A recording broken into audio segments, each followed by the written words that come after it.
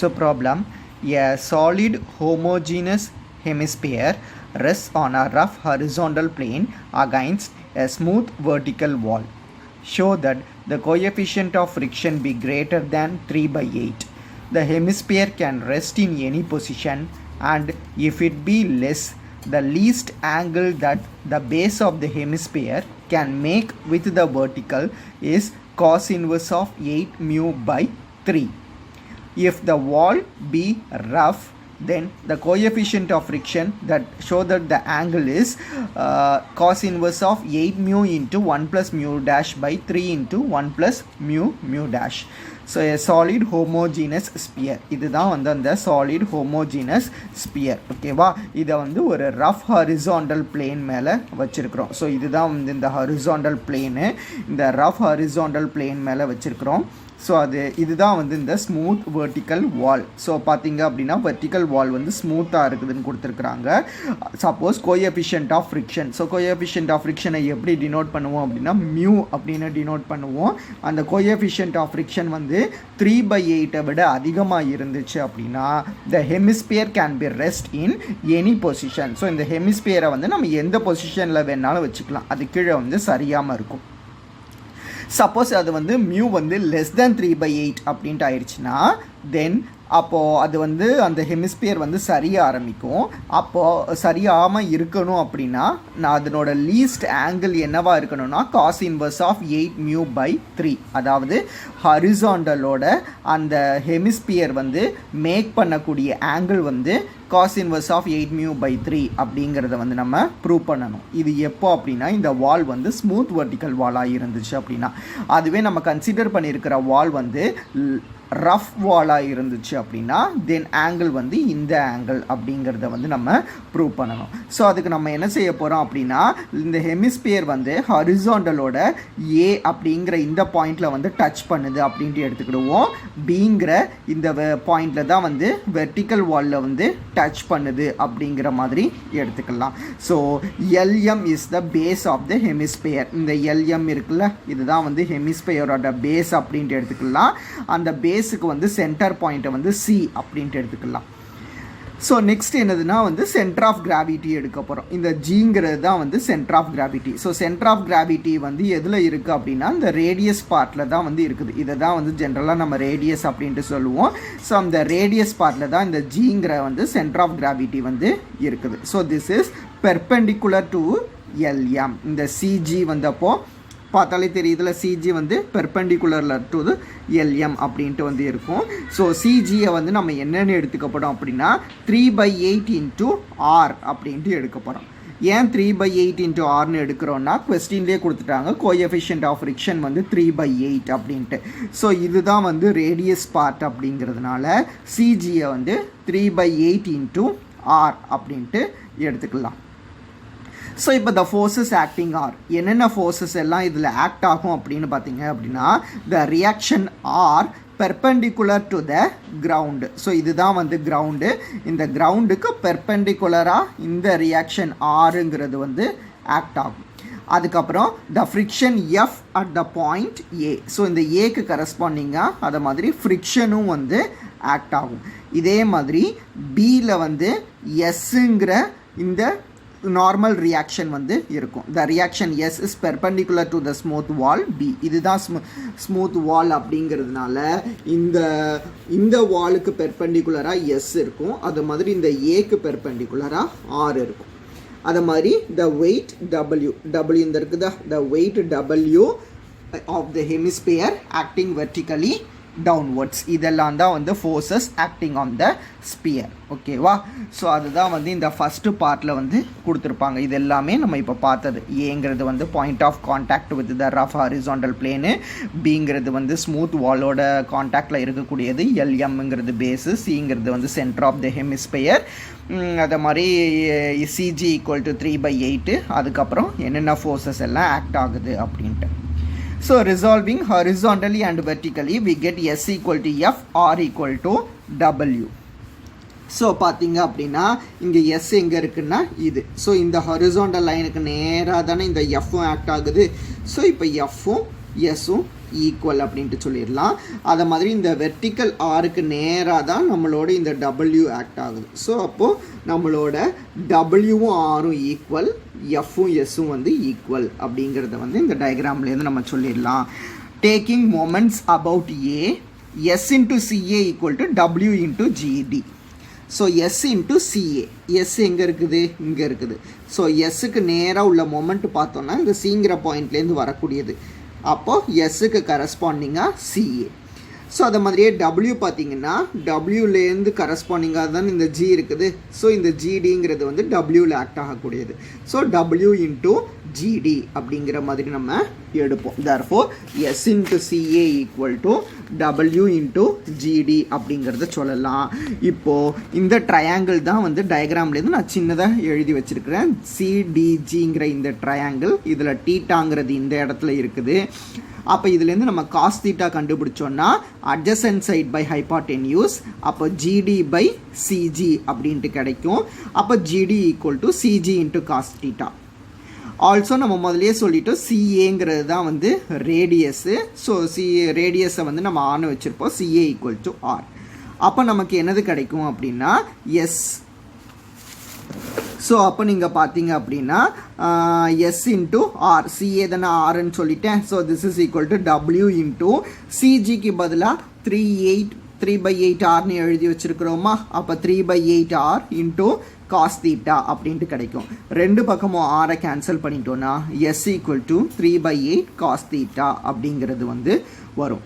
So but நம்ம என்ன எழுதி வச்சுருக்கோம்னா எஸ் ஈக்குவல் டு எஃப்னு எழுதி வச்சுருக்கிறதுனால F equal to 3/8 W cos theta அப்படின்ட்டு எழுதிக்கலாம். And moreover R equal to W அப்படிங்கிறது நமக்கு தெரியும். அப்போது எஃப் பை ஆர் கண்டுபிடிக்கணும்னா ஆருக்கு பதிலாக டபிள்யூ ரீப்ளேஸ் பண்ணோன்னா டபிள்யூ கேன்சல் ஆயிரும். அப்போது 3/8 cos theta அப்படிங்கிறது வந்து கிடைக்கும். ஸோ இந்த கண்டிஷன் அப்போ எஃப் பை ஆரோட வேல்யூவை நம்ம கண்டுபிடிச்சி வச்சுருக்கிறோம். இந்த கண்டிஷன் நமக்கு முதலே தெரியும். ஈக்குலிபிரியமில் அந்த பார்ட்டிக்கல் இருக்கணும் அப்படின்னா F by R must be less than or equal to mu அப்படிங்கிறது நமக்கு தெரியும். அப்போ 3/8 cos theta less than or equal to mu. That is mu greater than or equal to 3/8 cos theta.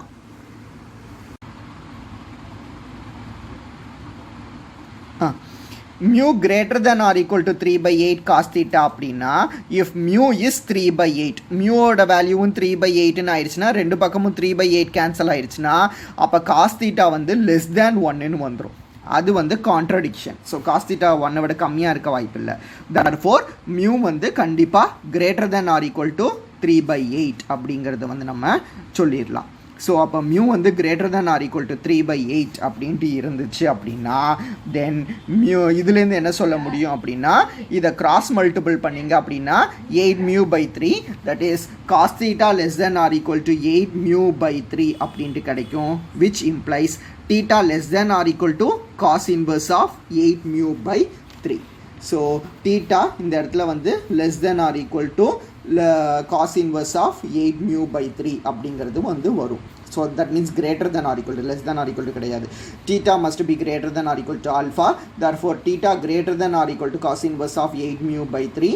அப்போது கிரேட்டர் தென்னாலே குறைஞ்சது. அப்போ லீஸ்ட் வேல்யூ ஆங்கிள் வந்து cos inverse of 8μ/3 அப்படிங்கிறது வந்து கிடைக்கும். இது வந்து ஸ்மூத் வாலாக இருந்துச்சு அப்படின்னா. இதே நம்ம கன்சிடர் பண்ணியிருக்கக்கூடிய வால் வந்து ரஃப் வாலாக இருந்துச்சு அப்படின்னா ரஃப் வாலை பொறுத்தவரையில் லிமிட்டிங் ஃப்ரிக்ஷன் இருக்கும் நமக்கு தெரியும். ஸோ ஏக்கு கரஸ்பாண்டிங்கான லிமிட்டிங் ஃப்ரிக்ஷனை மியூஆர் அப்படின்ட்டு எடுப்போம். பிக்கு கரஸ்பாண்டிங்கான லிமிட்டிங் ஃப்ரிக்ஷனை μ'(s)ன்னு எடுப்போம். ஸோ ஹரிசாண்டலாகவும் வெர்டிக்கலாகவும் ரிசால்வ் பண்ணணும். இதெல்லாம் நம்ம முன்னாடியே பார்த்துருக்கோம். அப்போ எஸ் ஈக்குவல் டு மியூஆர்னு கிடைக்கும். R plus μ'(s) equal to W அப்படிங்கிறதும் வந்து நமக்கு கிடைக்கும். Taking moments about the point A. So இந்த டயக்ராமில் ஏவை பொறுத்து தான் வந்து மொமெண்ட்ஸ் வந்து எடுக்க சொல்லியிருக்கிறாங்க. ஏவை பொறுத்து மொமெண்ட்ஸ் எடுக்கணும். அப்போது S into CA, S into CA is equal to என்னது கொடுத்துருக்காங்க அப்படின்னா μ'(s) இன்ட்டு பிசி. μ'(s) இந்த இருக்கா, அதுக்கு கரஸ்பாண்டிங்காக பி தானே ஆக்ட் ஆகுது. ஸோ இதுக்கு பெர்பெண்டிகுலர் μ'(s)க்கு பெர்பெண்டிகுலராக இருக்கக்கூடியது பிசி, எஸ்ஸுக்கு பெர்பெண்டிகுலராக இருக்கக்கூடியது வந்து CA. So this is equal to W into GT. எப்பவும் போல் resultant force W into GT அப்படிங்கிறது.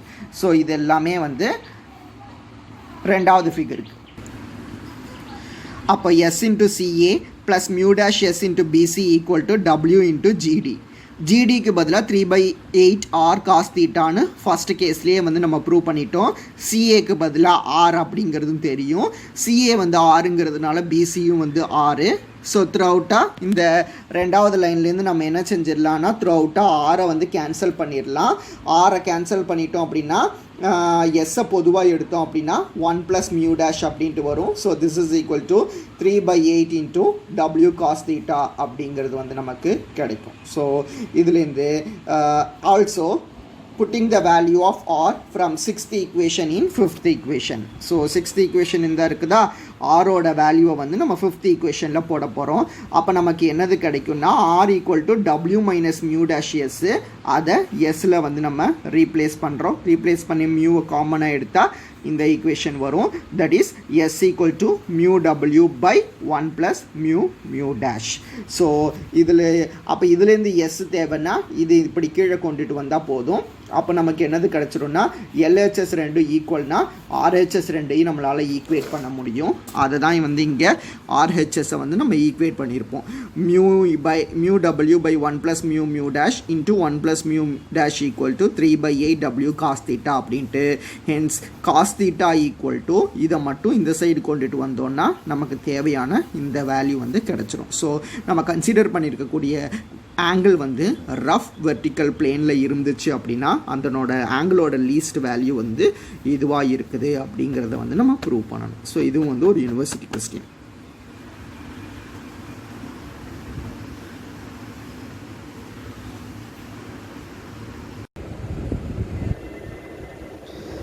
ஸோ நம்ம நெக்ஸ்ட் ப்ராப்ளம் பார்க்க போகிறோம். நெக்ஸ்ட் ப்ராப்ளம் என்னது அப்படின்னா 2 யூனிஃபார்ம் ஈக்குவல் லேடார், 2 லேடார்ஸ் வந்து இருக்குது. அந்த 2 லேடாரோட ஒரு எண்டை நம்ம ஒன்று போல் சாய்ச்சி வச்சுருக்கிறோம். அதனோட இன்னொரு எண்டு வந்து தூரக்க இருக்குது. அப்போ உங்களால் இமேஜின் பண்ண முடியுதுல, 2 ஏணிங்க, ஏணியோட ஒரு எண்டு வந்து செவுத்தில் வந்து ஒன்று போல் சாய்ச்சி வச்சுருக்கிறோம். கீழே உள்ள எண்டு வந்து இப்படி விரிவாக வந்து இருக்குது. ஒரு மேன் வந்து இருக்கிறான். அந்த ஒரு மேன் வந்து இந்த ஏணி மேலே ஏற போகிறான். அந்த மேனோட வெயிட் என்னது அப்படின்னா இந்த 2 ஏணியோட வெயிட் சேர்ந்த என்ன வெயிட்டோ அதுதான் வந்து அந்த மேனோட வெயிட். ஸோ அவன் இப்படி ஏறுறான். ஏறும்போது என்ன சொல்லணும் அப்படின்னா uniform ladder ascends one of them show that the other wall slip first. So இப்படி இந்த ஏணி மேலே ஏறினா அப்படின்னா இவனோட வெயிட் கூட இன்னொரு ஏணி வந்து சரியும் அப்படிங்கிறத வந்து சொல்லணும். If it begins to slip, அப்படி அது ஸ்லிப் ஆச்சு அப்படின்னா ஸ்லிப் ஆகிற நேரத்தில் ஒரு ஃப்ரிக்ஷன் வரும்ல, அந்த ஃப்ரிக்ஷனோட கோஎஃபிஷியன்ட் வந்து a + x by 2a + x அப்படிங்கிறத வந்து ப்ரூவ் பண்ணணும். வேறு ஏங்கிறது என்னது அப்படின்னா length of the ladder and ஆல்ஃபாங்கிறது வந்து ஆங்கிள். ஸோ இந்த வேல்யூ தான் கிடைக்குது அப்படிங்கிறத வந்து நம்ம ப்ரூவ் பண்ணணும். ஸோ அதுக்கு நம்ம இப்போ என்ன செய்ய போகிறோம் அப்படின்னா let AB equal to A, இங்கே ஏபியோட ஃபுல் லெங்க்த்தை வந்து நம்ம ஏ அப்படின்ட்டு எடுக்க போகிறோம். அதை மாதிரி இந்த ஏணியோட ஃபுல் லெங்க்த்தையும் வந்து ஏ அப்படின்ட்டு எடுக்க போகிறோம். இந்த 2 ஏணியோட மிட் பாயிண்ட்ஸை வந்து G1 G2 அப்படின்ட்டு எடுக்க போகிறோம். அண்டு டபிள்யூங்கிறது தான் வந்து வெயிட் ஆஃப் த லேடார் அப்படின்ட்டு வந்து நம்ம எடுக்கலாம். ஸோ இப்படி எடுத்தோம் அப்படின்னா த reactions on the floor, so ஃப்ளோரில் வந்து ரியாக்ஷன்ஸு நார்மல் ரியாக்ஷன் இருக்கும்ல, அதை இந்த பிக்கு கரஸ்பாண்டிங்காக உள்ள நார்மல் ரியாக்ஷன் ஆர்பி அப்படின்னும் சிக்கு கரஸ்பாண்டிங்கான நார்மல் ரியாக்ஷனை வந்து நம்ம ஆர்சி அப்படின்னும் வந்து டினோட் பண்ண போகிறோம். அதை மாதிரி இந்த ஃப்ரிக்ஷனல் ஃபோர்ஸஸை வந்து எஃப்பி எஃப்சி அப்படின்ட்டு டினோட் பண்ணலாம். இது எல்லாமே at the point B and சியில். அப்போது let X and Y are the horizontal and vertical components of the reaction. எக்ஸும் ஒய்யும், எக்ஸுங்கிறது வந்து ஹரிசாண்டல் காம்பனண்ட், ஒய்ங்கிறது வந்து வெர்டிக்கல் காம்பனண்ட் அப்படின்ட்டு எடுத்துக்கலாம். Let L be the position of the man. So L வந்து இந்த இருக்குதா, இதுதான் வந்து பொசிஷன் ஆஃப் த மேன். அவன் ஏணியில் ஏறி இந்த இடத்துல இருக்கிறான். Let L be the position of the man on the radar CA such that CL equal to X. இந்த distance வந்து X அப்படின்ட்டு வந்து வச்சிருக்கிறாங்க. The 3 weights G1, G2 and L. அதை மாதிரி 3 வெயிட் வந்து இங்கே வந்து ஆக்ட் ஆகுது. G1ங்கிற வெயிட் ஒன்று, G2ங்கிற வெயிட் ஒன்று, Lங்கிற வெயிட் வந்து ஒன்று. 3 வெயிட் வந்து இந்த இடத்துல ஆக்ட் ஆகுது. G1ங்கிற முதல் ஏணியோட வெயிட்டு, G2ங்கிறது ரெண்டாவது ஏணியோட வெயிட்டு, Lங்கிறது வந்து அந்த மேனோட வெயிட்டு. ஸோ இப்போ வந்து நம்ம ஹாரிசாண்டலாகவும் வெர்டிக்கலாகவும் இதை ரிசால்வ் பண்ண போகிறோம். அப்போ நமக்கு ஹாரிசாண்டலாக ரிசால்வ் பண்ணும்போது எஃபியும் எஃப்சியும் ஈக்குவல்னு கிடைக்கும். வெர்டிக்கலாக ரிசால்வ் பண்ணும்போது ஃபோர்ஸ் அந்த வெயிட்டும் மேனோட வெயிட்டும் சேரும். So normal reaction RB + RC = 3W அப்படிங்கிற மாதிரி கிடைக்கும். So now taking the moments about C for the entire system. So C பொறுத்து நம்ம மொமெண்ட் எடுக்க போகிறோம். ஸோ C பொறுத்து மொமெண்ட் எடுக்கும் போது நமக்கு என்னது கிடைக்கும்னா CB ஃபஸ்ட் இருக்குதா, அப்போ RB × C, அதாவது CB × RB. ஸோ இது எதுக்கு ஈக்குவலாக இருக்கும் அப்படின்னா CB முடிஞ்சுதா, அதுக்கப்புறம் பார்த்தீங்கன்னா MC வரும்போது எம்லேருந்து ஆக்ட் ஆகக்கூடியது வந்து W, அப்போ W × MC ப்ளஸ் MC முடிஞ்சதுக்கப்புறம் கேசிலையும் பார்த்தாலும் W தான் வந்து ஆக்ட் ஆகுது. அப்போ W × KC ப்ளஸ் KC முடிஞ்சதுக்கப்புறம் டிசிலையும் பார்த்தாலும் W தான் வந்து ஆக்ட் ஆகுது. அப்போ W × DC. therefore C பொறுத்து பார்க்கும்போது RB × BC, அப்புறம் W × MC, W × KC, W × DC அப்படிங்கிறது வந்து கிடைக்கும். இப்போது இதனோட வேல்யூஸ் எல்லாமே வந்து நம்ம கால்குலேட் பண்ணணும். ஸோ இப்போது BCக்கு கால்குலேட் பண்ணணும்னா இந்த BCங்கிறது வந்து இந்த ஃபுல் லெங்க்த்தாக. ஸோ இந்த ஃபுல் லெங்க்த்தை நம்ம என்னென்னு எடுத்துக்க போகிறோம் அப்படின்னா 2A sin α அப்படின்ட்டு. பிசியோட ஃபுல் வேல்யூ வந்து 2A sin α. ஸோ இந்த சைடு உள்ள இந்த MC, KC, DCயை கால்குலேட் பண்ணுவோம். ஸோ எம்சிங்கிறது டயக்ராம்லேருந்து பார்த்தீங்கன்னா உங்களுக்கு என்னது கிடைக்கும், இந்த ஃபுல் லெங்க்த்துலேருந்து இந்த போர்ஷனை மட்டும் சப்ட்ராக்ட் பண்ணிட்டா MC கிடச்சிருமா. அப்போ BC - BM தானே MC. So MC = BC - BM. ஆனால் நமக்கு BC என்னன்னு தெரியும்னா 2A sin α அப்படின்ட்டு தெரியும். ஸோ BM மட்டும் நம்ம கால்குலேட் பண்ணால் போதும். BM கால்குலேட் பண்ணுறதுக்கு இந்த ட்ரையாங்கிளை கன்சிடர் பண்ணுவோம். BMGங்கிற ட்ரையாங்கிள் கன்சிடர் பண்ணுவோம். இந்த சின்ன ட்ரையாங்கிள் இதில் G1ல் தான் இந்த ஆல்ஃபாங்கிறது வந்து இருக்குது. அதை நான் தனியாக எழுதி வச்சுருக்கிறேன். அது மாதிரி இந்த மொத்த லெங்க் ABயை தான் நம்ம ஏன்னு எழுதி வச்சுருக்கிறோம் கொஸ்டினில் ஏன்னு. ஸோ அப்போ இது வரைக்கும் பார்த்தோம் அப்படின்னா அது A/2 சேர்ந்தது தான் A. அப்போ இந்த சைடு வந்து A/2, அதனால இந்த சைடு வந்து A/2. அப்போ இந்த ட்ரையாங்கிள்லேருந்து நம்ம sin α கண்டுபிடிச்சோன்னா BM/BG அப்படின்ட்டு வரும். therefore BM = BG sin α. So BGக்கு பதிலாக A/2ங்கிறதுனால A/2 sin α. அப்போ BMோட வேல்யூ A/2 sin α. MC வந்து BC - BM, அப்போ 2A sin α - A/2 sin αன்னு கிடைக்கும். அதை தான் இங்கே எழுதியிருப்போம், 2A sin α - A/2 sin α அப்படிங்கிறது. ரெண்டாவது வந்து கேசிக்கு கண்டுபிடிக்கணுமா. ஸோ கேசிக்கு பார்த்தோம் அப்படின்னா இந்த சைடு ரைட் ஹேண்ட் சைடில் கன்சிடர் பண்ணுங்கள். KLCங்கிற இந்த ட்ரையாங்கிள் கன்சிடர் பண்ணோம் அப்படின்னா CL = Xன்னு நம்ம எழுதி வச்சுருக்கிறோம். sin α பார்த்தோன்னா ஆப்போசிட் வந்து KC, ஆப்போசிட் பை ஹைபாட்டென்யூஸ் பார்க்கும்போது இப்படி கிடைக்கும். அப்போ KC = X sin α அப்படின்ட்டு கிடைக்கும். therefore நம்ம KC = X sin α அப்படின்ட்டு எழுதி வச்சுருக்கிறோம். மூணாவது வந்து நம்ம DC கண்டுபிடிக்கணுமா. DC எங்கே இருக்குன்னா இந்த இருக்குதா DCங்கிறது. ஸோ DC இஸ் அதே மாதிரி எப்படி நம்ம BM கண்டுபிடிச்சோமோ அந்த BMோட அதே மாதிரி தான் வந்து இந்த சைடு DCன்னு இருக்குது. ஸோ BMக்கு நமக்கு என்ன வேல்யூ கிடச்சிருக்கோ அதே தான் DCக்கு. அதனால நமக்கு DCக்கும் வந்து A/2 sin α தான் வந்து கிடைக்கும். ஸோ எம்சிக்கு, கேசிக்கு, டிசிக்கு எல்லாத்துக்குமே வந்து நம்ம வேல்யூ கண்டுபிடிச்சாச்சு.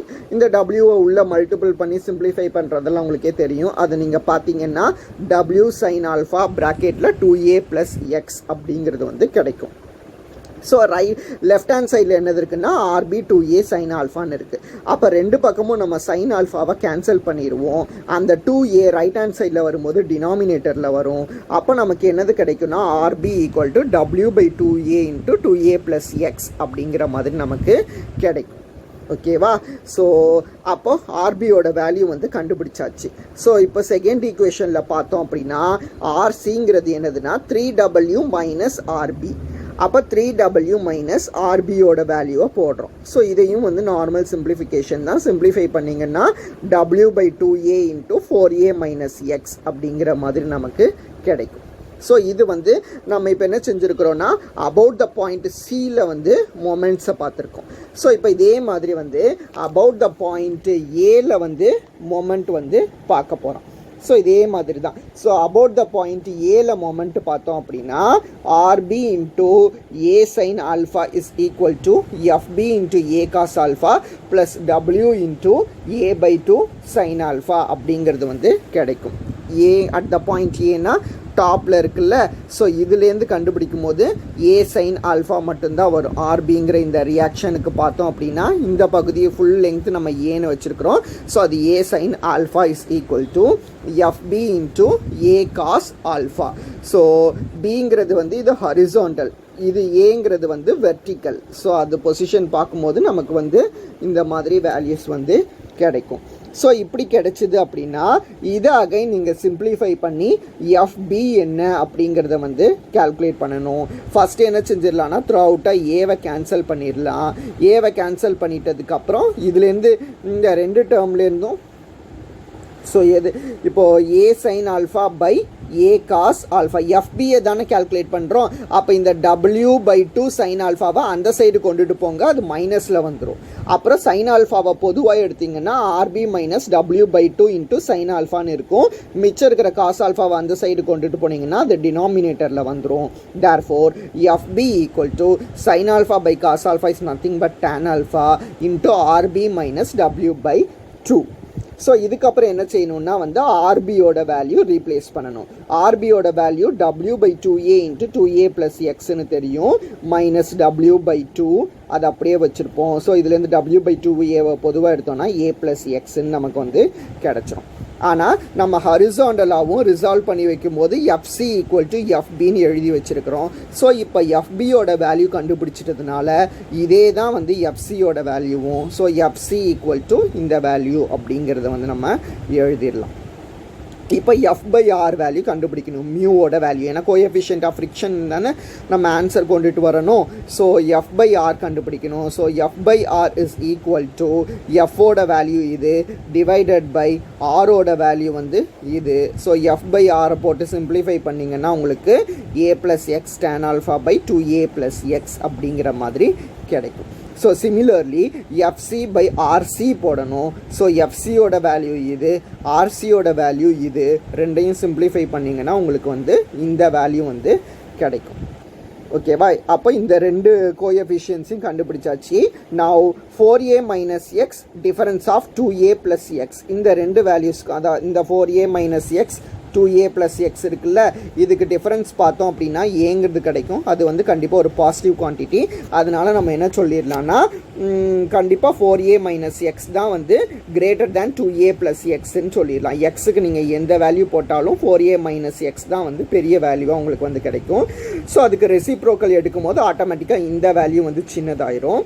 அகைன் ரெண்டு பக்கமும் A ப்ளஸ் எக்ஸ் tan ஆல்ஃபாவால் மல்டிபிள் பண்ணுங்கள், அப்போ உங்களுக்கு வந்து இந்த டேர்ம் கிடைக்கும். This is nothing but FC/RC and this is nothing but FB/RB. Therefore always FC/RC வந்து சின்னது FB/RB விட. ஓகேவா? அப்போது FB/RB தான் வந்து கிரேட்டர் ரேஷியோவில் இருக்குது அப்படிங்கிறதுனால this will reach it's limiting value earlier than FC. So அப்போ எஃப்பி வந்து லிமிட்டிங் ஃப்ரிக்ஷனை வந்து ஈஸியாக சீக்கிரமே வந்து அடைஞ்சிரும் எஃப்சியை விட. அதனால் அது எஃப்பி வந்து எதுக்கு கரஸ்பாண்டிங்காக உள்ளதுன்னா பிக்கு கரஸ்பாண்டிங்காக உள்ளது. அப்போது அந்த பிங்கிற ஏணி தான் வந்து முதல்ல சரிய ஆரம்பிக்கும். ஸோ ப்ராப்ளம் அதுதான். ஏணியில் ஏறினா அப்படின்னா எந்த ஏணி முதல்ல சரியும்னு கேட்டிருக்காங்க. பிங்கிற ஏணி தான் வந்து முதல்ல சரியும். அப்போது அதுக்கு பிக்கு ஏணிக்கு வந்து கரஸ்பாண்டிங் கோஎஃபிஷியன்ட் ஆஃப் ஃப்ரிக்ஷன் என்னதுன்னா A plus x by 2A plus x. So இதுவும் வந்து ஒரு இம்பார்ட்டண்ட் யூனிவர்சிட்டி குவெஸ்டின். ஸோ இந்த ப்ராப்ளமோட நமக்கு இந்த ஃப்ரிக்ஷன் அப்படிங்கிற இந்த யூனிட் வந்து முடியுது.